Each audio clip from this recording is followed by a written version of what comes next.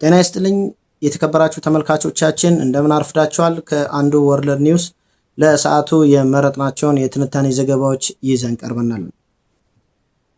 የኢትዮጵያ ልዑክ ስለ ህዳሴ ግድብና ቀይ ባህር ከአሜሪካ ባለስልጣናት ጋር መነጋገራቸው ተገለጸ።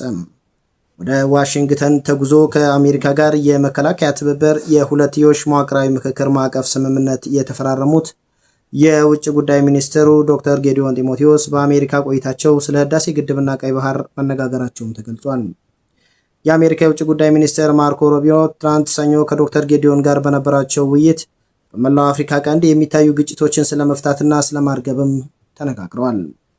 የአሜሪካ የውጭ ጉዳይ መስሪያ ቤት የአረብና የአፍሪካ ሀገራት ከፍተኛ አማካሪ በኤክስ ገጻቸው ባሰፈሩት ጽሑፍ በውጭ ጉዳይ ሚኒስትሩ ዶክተር ጌዲዮን ከተመራው የኢትዮጵያ ልዑክ ጋር ስለ ቀይ ባህር የማሪታይም ደህንነት ውይይት መደረጉንም ገልጸዋል።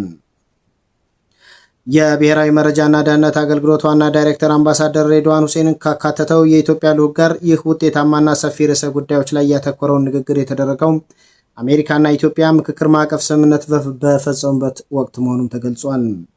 የተፈረመው የሁለትዮሽ መዋቅራዊ ምክክር ማዕቀፍ ስምምነት የአሜሪካና የኢትዮጵያ ግንኙነትን ለማጠናከር ያለመ እንደሆነ የውጭ ጉዳይ ሚኒስትሩ ትናንት ሰኞ ግንቦት 3 2018 ባወጣው መግለጫም አስታውቋል። የውጭ ጉዳይ ሚኒስትሩ ዶክተር ጌዲዮን በኢትዮጵያን ሲወክሉ በአሜሪካ የውጭ ጉዳይ መስሪያ ቤት የፖለቲካ ጉዳዮች ምክትል ሚኒስትር አሊሰን ሁከር ዋሽንግተን ወክለው ፊርማቸውን አኑረዋል። ሁለቱ ሀገራት በዚህ ስምምነት ሁለትዮሽ ቀጠናዊና ዓለም አቀፋዊ ጉዳዮች ላይ በጋራ ለመስራት መስማማታቸውን የውጭ ጉዳይ ሚኒስቴር ገልጿል። የሚኒስቴር መስሪያ ቤቱ መግለጫ እንደሚጠቁመው ስምምነቱ በሁለቱ ሀገራት መንግስታዊ መዋቅሮች መካከል ምክክር እንደሚካሄድም የሚያስችል ነው። ምክክሩ በየዓመቱ አንዴ አዲስ አበባ ሌላ ጊዜ ዋሽንግተን ውስጥ እንደሚካሄድ የገለጸው የውጭ ጉዳይ ሚኒስትር የሁለቱ ሀገራት ከፍተኛ ባለስልጣናት ስብሰባውን በጋራ እንደሚመሩትም አስረድተዋል። ዘገባው የቢቢሲ ነው።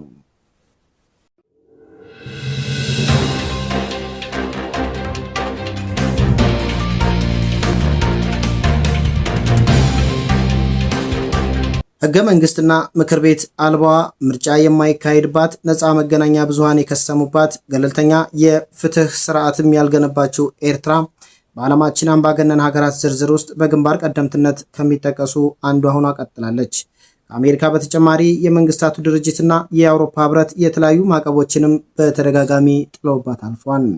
የኤርትራው ፕሬዝዳንት ኢሳያስ አፈወርቂ በብሔራዊ ቴሌቪዥን ጣቢያ ንግግር በሚያደርጉባቸው አጋጣሚዎች ምዕራባውያንን በተለይም አሜሪካንን አጥብቀው ሲተቹ ይስተዋላል። አሜሪካ ለሰብአዊ መብትና ዲሞክራሲያዊ መከበር በሚል የጣለቻቸው ማዕቀፎችንም ልታነሳ እንደሆነም ተዘግቧል። ሮይተርስ ባለፈው ሳምንት ያስነበበው ዘገባ አሜሪካ ከኤርትራ ጋር ያላትን ዲፕሎማሲያዊ ግንኙነት ለማሻሻል እንደምትፈልግም ይጠቁማል። ኤርትራም ይህንን እንደምትደግፍ በይፋም አስታውቃለች። አሜሪካ ማዕቀፎቿን ከማንሳቷ ጀርባ ያለው ፖለቲካዊና ምጣኔያዊ ሀብታዊ ምክንያት ምን እንደሆነም አልታወቀም።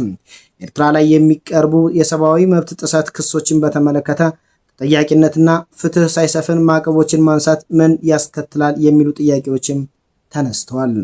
የአብዛኞቹ ጥያቄዎች መነሻ ለምን ይሁን ማዕቀፎችን ማንሳት ያስፈለገው የሚል ሲሆን የኤርትራና አሜሪካ ዲፕሎማሲያዊ ግንኙነት መሻሻል ለኢትዮጵያ የባህር በር ጥያቄ ምን ማለት እንደሆነም በግልጽ የሚያሳይ ነው።